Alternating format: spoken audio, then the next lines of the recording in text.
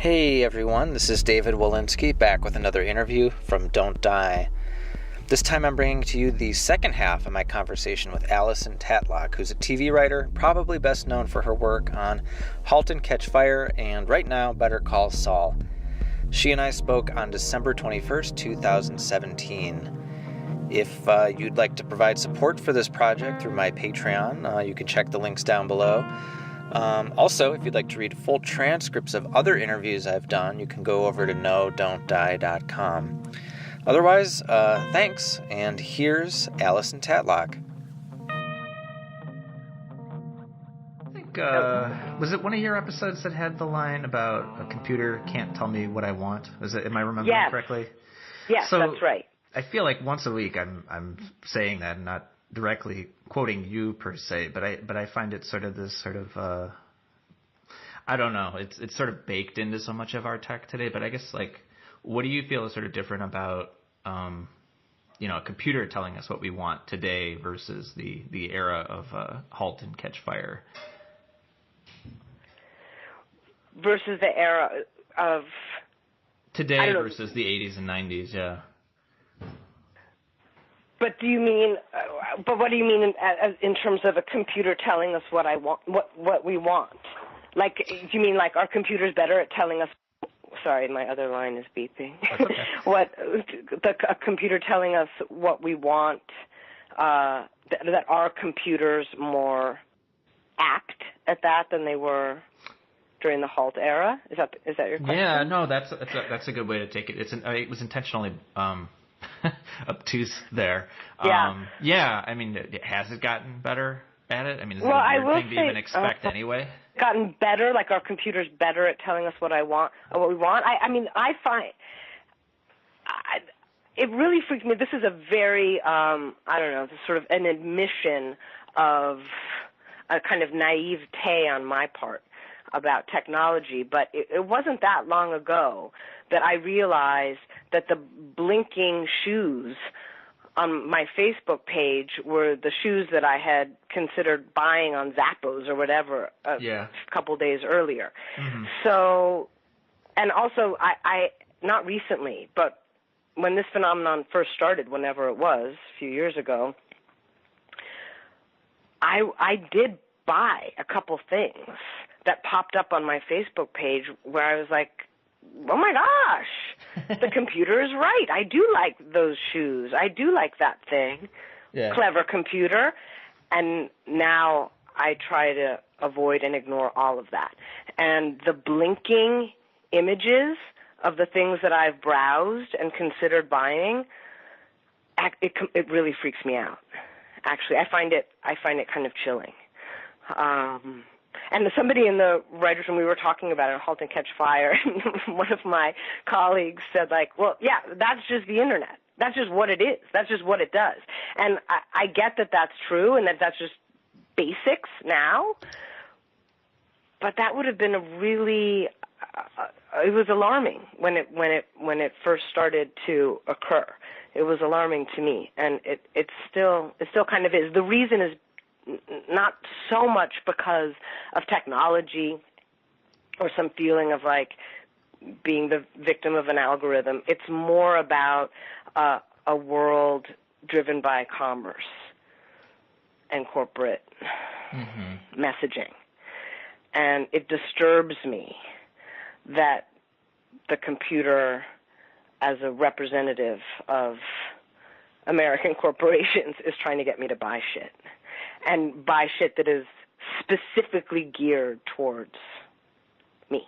You, yeah. Yeah, me. So when Joe says to Cam, a computer can't tell me what I want, and she says, well, not yet. Of course, she's right, because now computer... But now we're saying we have to tell the computer what we want, and it's like... Exactly. It's gleaning who we are.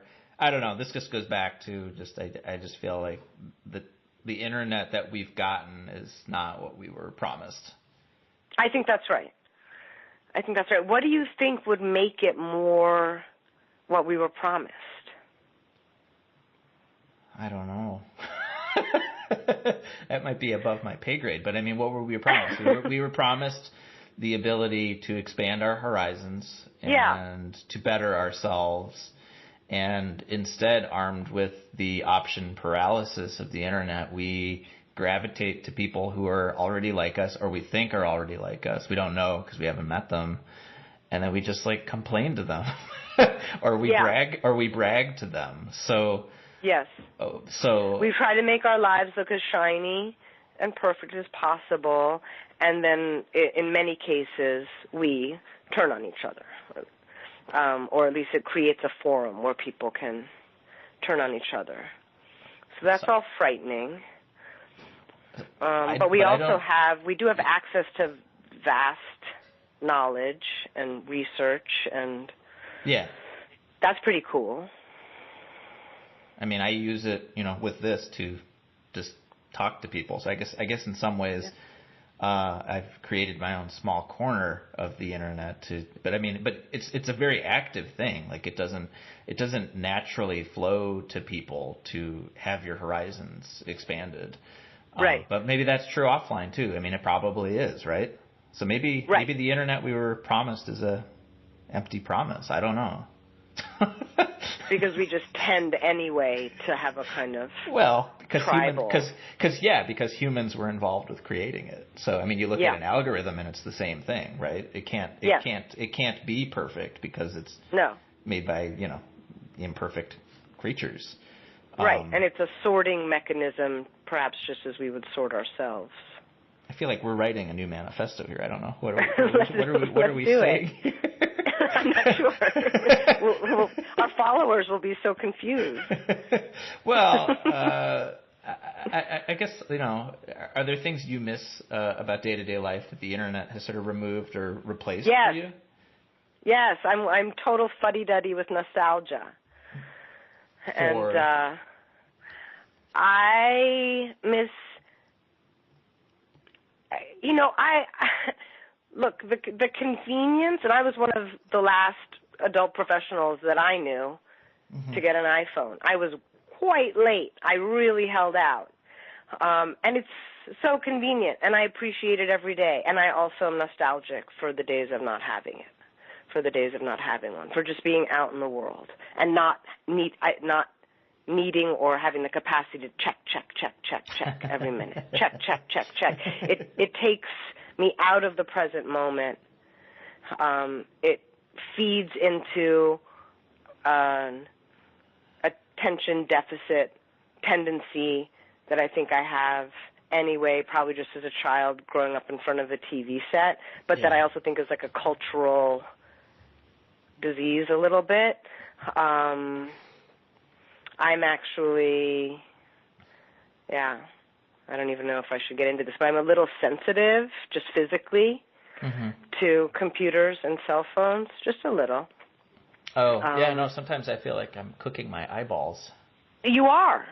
Yeah, I mean, and we have texted a very small amount, but I mean, I'm very, one of the few things I'm able to hold on to as a freelance writer is control over my space and schedule. And so, on my phone, I have Do Not Disturb on. I don't check email on weekends, but it makes me seem like I'm difficult or reclusive when I am trying to not cook my eyeballs or brain or have the internet sort of just deepen the neural pathways in my brain of just being told what to think or what to feel from a lot of the writing that's online. But I don't know. I feel that too, and I try to. I do consciously try to limit and minimize, and as I said earlier, I also have a kid, so it's like fine. And we don't live in the woods in Vermont; we live in Los Angeles, so it's like trying to find the balance between what is a normal, not aggressively depriving her of her, cultural rights as a 12-year-old person. Right, to be a member of the world. Yeah, exactly. But also being conscious. It's challenging. I'm trying to think of what else I'm what else I'm nostalgic for. I mean, it's the trade-off in every case it's a pretty big trade-off because I love email, and I use it constantly, but I do miss having conversations. I do. And sometimes I will just make an effort to call a friend, as weird as that is. No, I get it. I don't know. I mean, with the show, I mean, maybe the show was sort of a way of answering this question. But I mean, what has sort of surprised you about the way that, Silicon Valley, the PC revolution, and the .com era, the way that that's all become like a modern folk legend? Like, what are the lessons that you're surprised people take away from it? That I'm surprised people take away? Yeah. Because I don't think they're the right lessons? Or... Perhaps. That's my follow-up question. Yeah. Well, because there was a time when people, didn't think the internet was going to take off, and that none of these were not, foregone conclusions. But, I mean, beyond that, I have to think, there are maybe some principles or attitudes that, you'd rather we discard. About the internet in particular, or about kind of business? Internet and tech and business. And, it's all sort of, these are huge topics that encompass a lot. So wherever you'd like to go. I'm very conscious, as I think many of us are right now, of just the power that large corporations have over our lives, and particularly our economy right now. And I'm another duality in a way. I'm grateful for some of the folks in Silicon Valley who are perhaps young and have a progressive vision of the future in some ways, but it's also just a lot of money going towards a lot of shiny stuff that may or may not actually be helping people, and probably for the most part is not helping people. So it's tough, but I also am conscious of, it would be dishonest of me to claim that I'm a Luddite, or that, I actually turn away from this stuff, because I use it just like the next guy. Yeah. It's hard not to. At least I find it hard not to. I've been threatening to, go the route of the young hipsters in Silver Lake and go back to having a flip phone. But guess what? I wouldn't be able to take pictures of my my cat. Yeah. No, and you got to do that.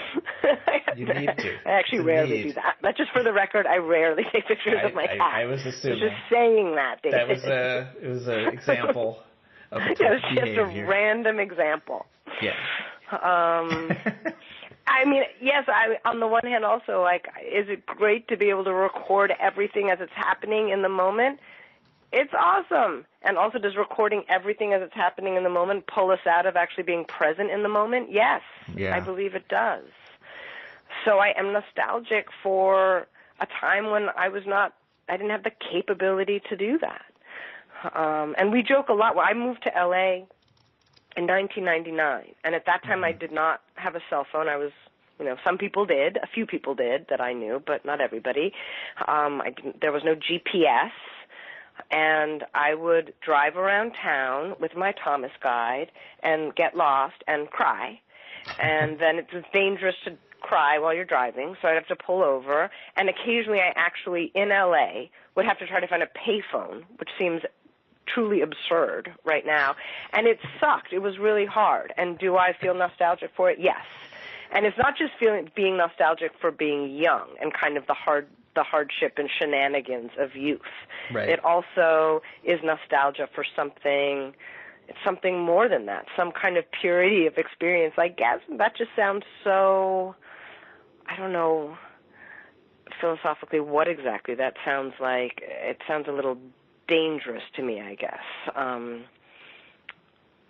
Even just the word purity feels very loaded and a little bit dangerous word to use.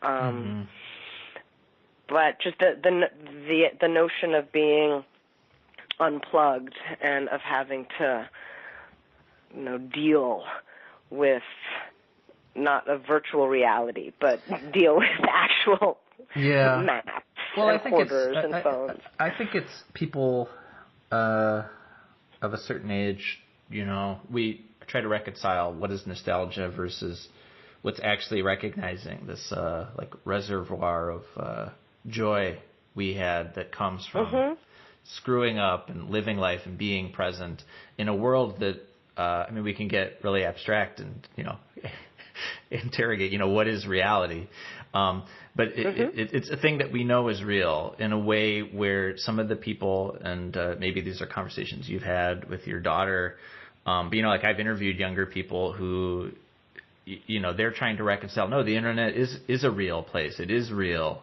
and it's weird, like those can't both be true, but it's another duality where they are both true. It's just that at least we were breathing the air, being outside, and I think it's hard to communicate what the difference is because they don't know any different way and we don't know any different way.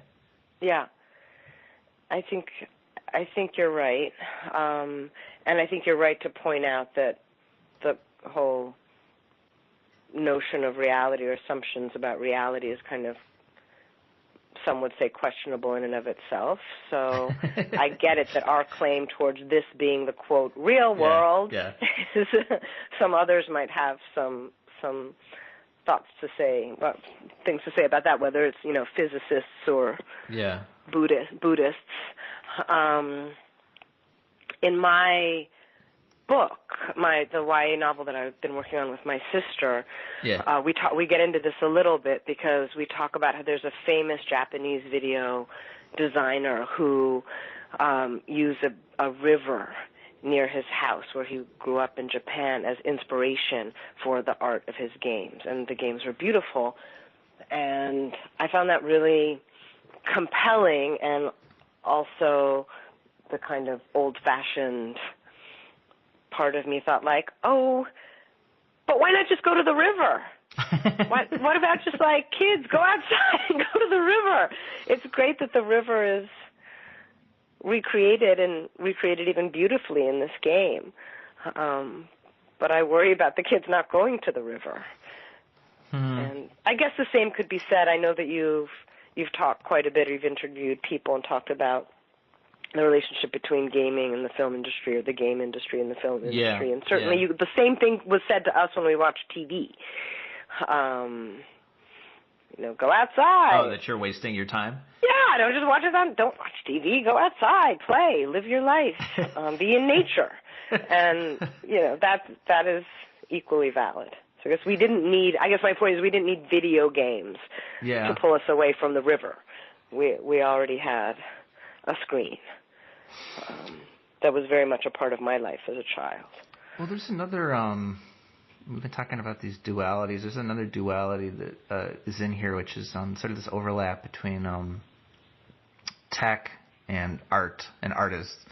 And I don't know if Steve Jobs was the first example of this, but I feel like he was part of the rise of this, of sort of tech people thinking and talking about themselves as artists. And so maybe you have noticed this, maybe not, but what have you noticed about sort of the way that tech treats, talks, and thinks about art? Well, I certainly, it sort of goes back to your earlier question about what I learned about game design by working on Halt and Catch Fire, because I did learn to appreciate the artistry of certain games. And Pilgrim, I thought, the way it was created on the show was quite beautiful, and I did see the artistry and appreciate the artistry in that.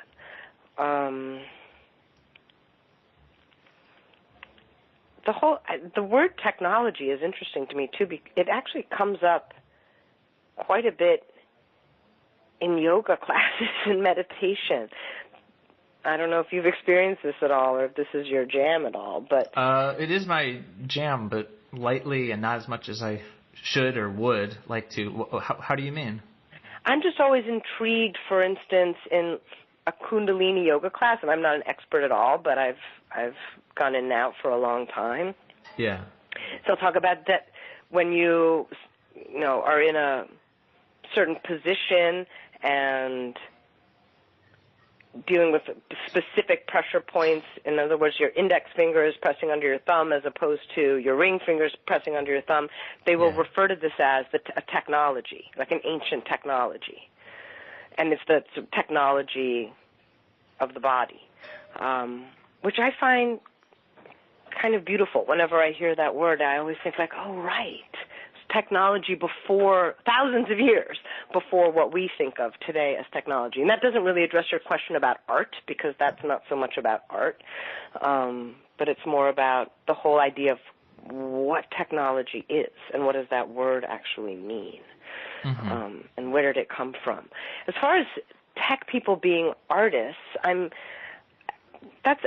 know that Steve Jobs himself had an incredible, and I only know this from the superficial ways that, basically movies about him and a couple documentaries,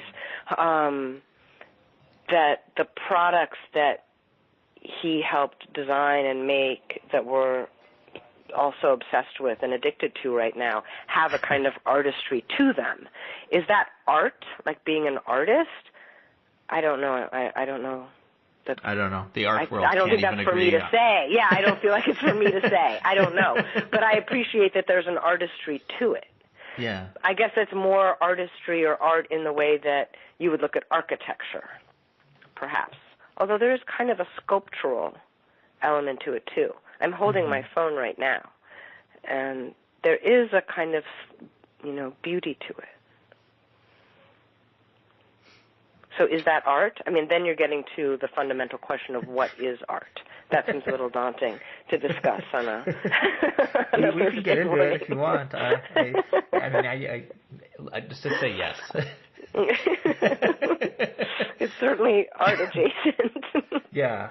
Well, I don't know about this question. This is just a question that I find I come back to a lot, which is sort of, the figures like, Zuckerberg and Elon Musk and Steve Jobs. I guess, people that, Joe was sort of in the mold of. I mean, I often wonder, like, how do these more modern figures differ from, sort of the Rockefellers or the magnates of, a century ago?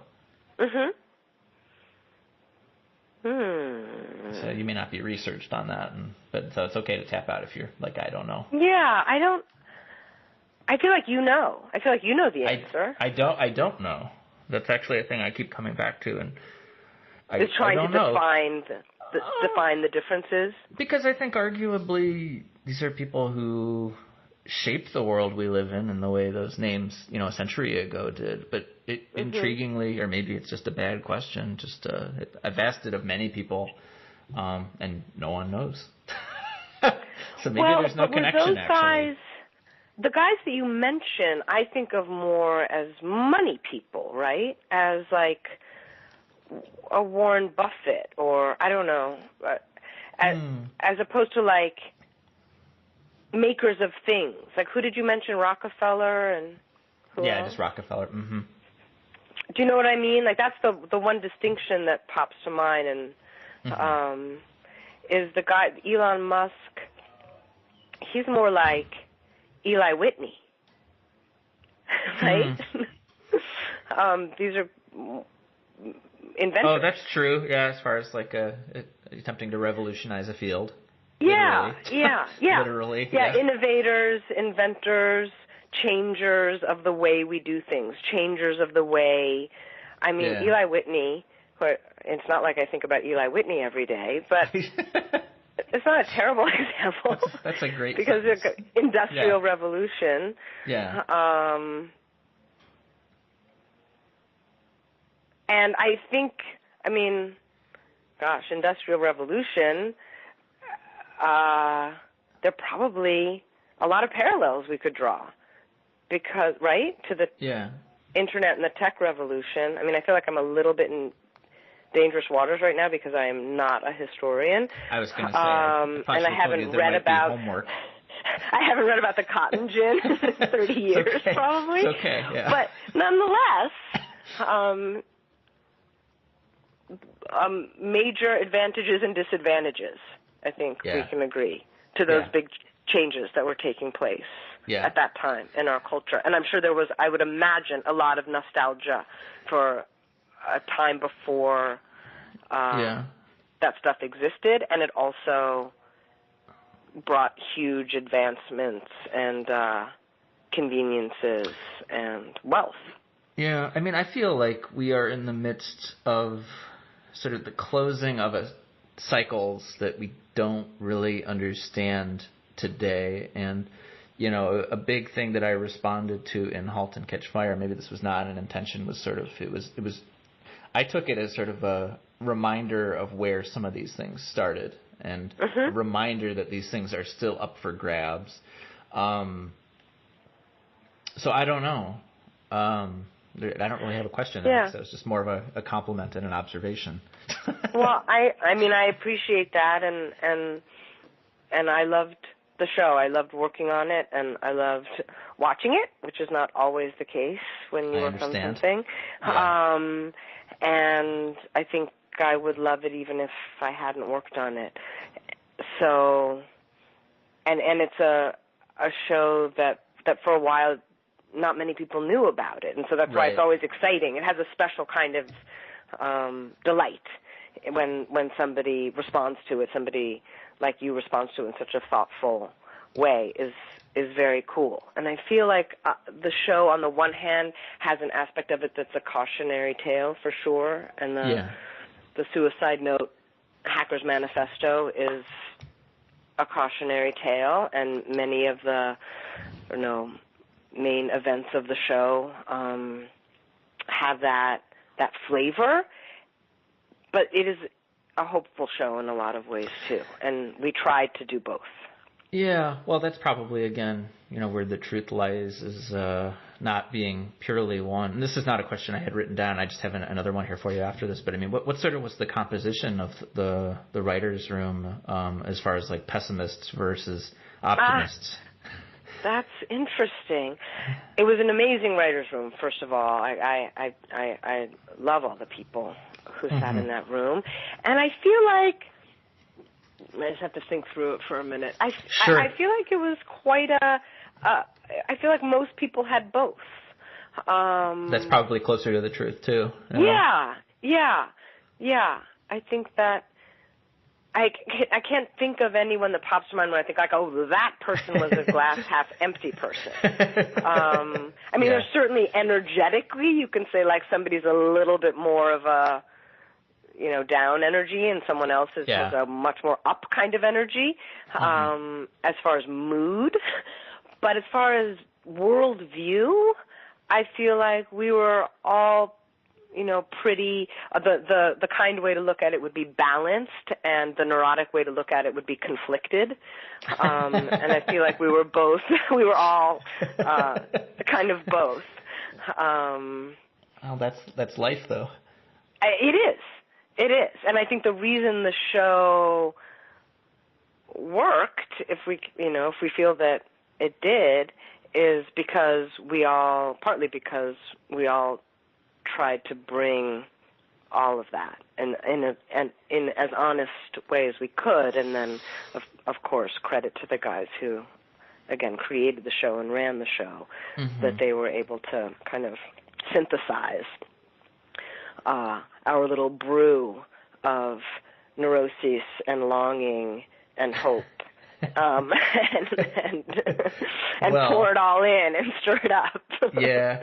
Well, so I just got one question here, but I mean, obviously everything I've been asking you is through the filter of my neuroses and longing and et cetera. I mean, is there anything we didn't touch on that you feel is germane or that overlaps with these topics that you'd like to talk about?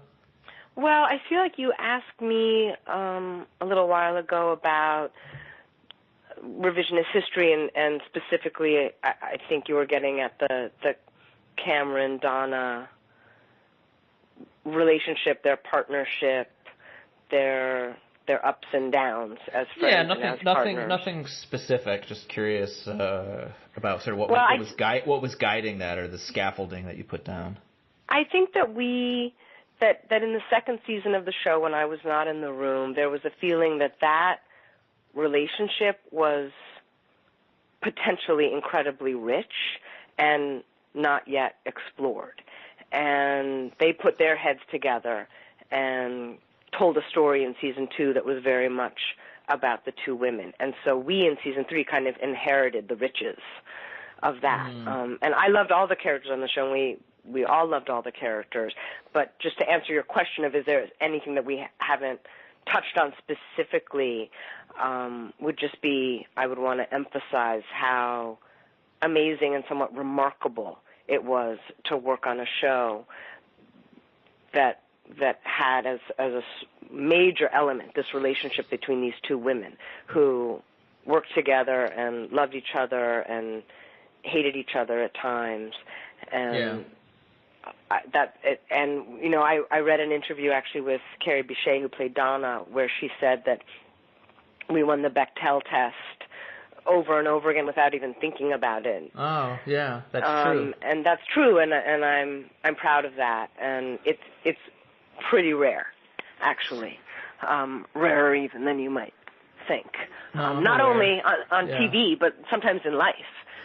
Well, I mean that's part of why I ask is because I think anyone who works on these types of, even if it's a relatively transparent thing like a TV show, you'll still have people in the audience who make comments about why didn't they do this, why didn't they do that, as if you hadn't actually considered, and then you just couldn't get to it. I mean, when people make these types of comments, what do you think they don't understand about the work that goes into the final product? Well, because that's a major theme that I ask in and around video games and sort of the mostly strained relationship that can exist between players and developers. But obviously, TV is not without its opinionated fans. So what do people not understand? I mean, I'm now very fortunate to be a writer on Better Call Saul. Yes. Congratulations again, by the way. Thank you. Because you went, just going directly from one show to another, not needing to sweat. I feel very fortunate, and Better Call Saul is, I think, a really great show, and I'm working, again, with uniquely smart and special writers. Bob Odenkirk, the star of Better Call Saul, came into the writer's room to visit, and then he was interviewed soon afterwards, and he described that in the writer's room there's the smell of brains frying, which I just thought was so delightful and accurate. Well, and from him, that's high praise. And he's a writer, too. Exactly. He's a very cerebral writer. Yes. So just as a kind of roundabout way of trying to address your question, I think sometimes when people say, why didn't you do that? Why didn't you do this? Yeah, they might not realize that we do sit in there hour after hour, all day long, week after week, month after month, kind of really digging into, in cases of both of these shows, very nuanced storytelling and exploring, in most cases, every possible angle and then landing upon what we feel works best. And is that what everyone is going to feel works best, or is someone going to say, like, I wish Cam had a baby? Of course somebody's going to say that. And that's fine. Somebody can have that opinion, but that was not our feeling. And those shows both do very difficult things in different ways of needing to honor a shared lived history, with Halt and Catch Fire, the real world, and for Better Call Saul, a fictional world. Right. Yes. So, those are very tough things. So I don't know. I don't understand. I understand the impulse that goes into like complaining about a thing, but I also miss the lost art of like just appreciating that you got to experience a thing and then not needing to document it. It's all connected also just to our theme of the Internet and how the Internet has changed, because I think it used to be that people could complain, and too bad for them. Like, complain to your husband, complain to your neighbor. But now you get to complain for the world to see. You get to complain, and the person who wrote the episode is going to see your tweet. Yeah. Yeah. Well, this is a new thing because I had interviewed. I actually was just going through a transcript I interviewed a radio drama historian, and we talked about how there's no known history of people complaining about the enunciation in Little Orphan Annie, for example. So we live in a different world. But I have one last question here for you, which is intentionally broad, and you can go wherever you'd like with it. And I guess we touched on this word before, so I know it's in your mind. What do you think technology has accomplished? Just thinking, processing. It's okay. It's a small question. It's all right. Yeah, exactly. And because when you say technology, like, you want me to just interpret that, I can interpret that in any way that suits me? Or are we going, I'm not looking for, like, the definitive, textbook thing. It's, what do you feel is the truth there? The word that pops to mind for me, when you ask that, is speed. Speed? Speed. That a lot of what technology accomplishes or changes or increases is speed.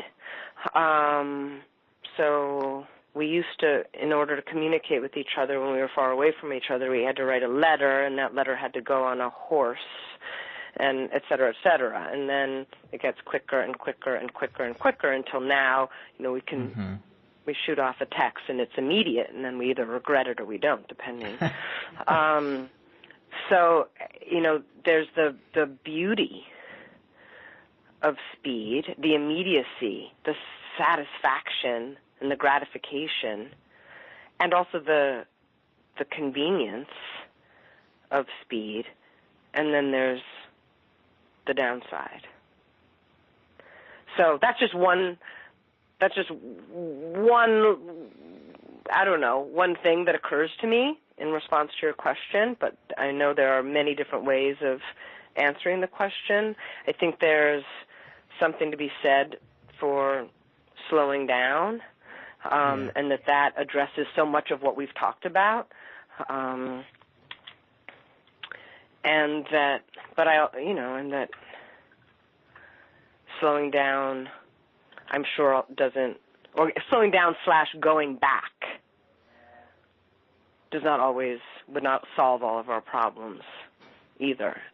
I don't know if going back is even possible. I guess it is in small sense because, as you said, you unplugged somewhat over the weekend, and there are other people who, perhaps just actually change their lifestyles in response. Yeah. But globally, culturally, I don't know. I don't think that's happened except when folks kind of go off the grid. I don't think it's happened that culturally there's been like a movement to slow down. Do you? I don't know, because those people we don't hear from. Right. Yeah. Well, that's true. I think about that all the time. Although that's just the most extreme case. Yeah. Like I don't know. What do you think of that? What do you think of that answer of speed? It's funny because that is a word that came to mind. I mentioned that I'm applying for this Harvard fellowship, and I talked about sort of, what is a journalist's responsibility, and what is capable with the internet is speed and making, speed in making people aware of things. And talking about my feeling conflicted over the realities of, these places on the internet needing to generate revenue, and yet there's a speed with which they will close the blinds on certain topics, or I mean, I guess we didn't talk about any of this all this cascading of headlines that's been happening the last few months, but it's been interesting to watch places sort of reconcile whether this is a thing that they want to cover or need to cover, and I've been wondering how I feel about why can't people with speed fall on offering compassion or letting things that they haven't covered or thought about before. Why can't they let that in? Yeah. So I mean, from where I sit and what I do, that's what I have been thinking about, and that's what I've been writing a lot about this week. Ironically, the things that I feel are important and that I needed to create a platform for, just to sort of have these types of conversations to sort of figure out, like, what is the value of slowing down? What is the value of trying to, what are the things we're forgetting? So, I mean, it makes sense. You have speed. You use it. You use it. Yeah, that's an even better way of putting it. I mean, I was just going to say, you can drift off the road, or you can lose, you can lose sense of where you are. And I think, I think that's where we are. I want to mention that I think I mentioned very early on that I worked in the nonprofit sector for a long time, and I worked for an organization called Street Poets, Inc. Mm-hmm. Mm-hmm. And I started as a volunteer mentor in 1999, and then I was a teaching artist, and then I was associate director, and then I was co-executive director for 5 years. And when I started, it was in the early days of the internet, and now I've been on the board of directors for almost another decade since I started writing TV. But the reason I bring it up is not only it was transformative experience for me. Street Poets brings poetry, writing workshops into juvenile detention facilities, and I also ran a writing program for pregnant teens and teen mothers during that time. It's actually there's the internet is used in our Street Poets community and kind of sister organizations, the extended community. It can be a really amazing tool for spreading compassion. And I know that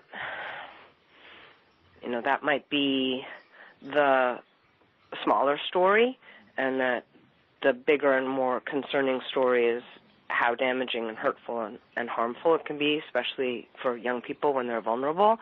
But I will say that there is a lot of love being communicated, and support and community sort of building, virtual and literal, that we do at Street Poets. Kind of, that would be my biggest, if I said today, like, no more Facebook or no more internet, that would be the hardest thing for me, is I would feel a little bit cut off from the young people in that community. And so just to throw that out there as a final. No, it's true. It's worth angle. It's worth pointing out because we're both adults, and we remember when things at least weren't as public-facingly like this. Yeah. And for people coming up, I don't know how it looks and how they make sense of it, because I don't think it makes much sense to us either.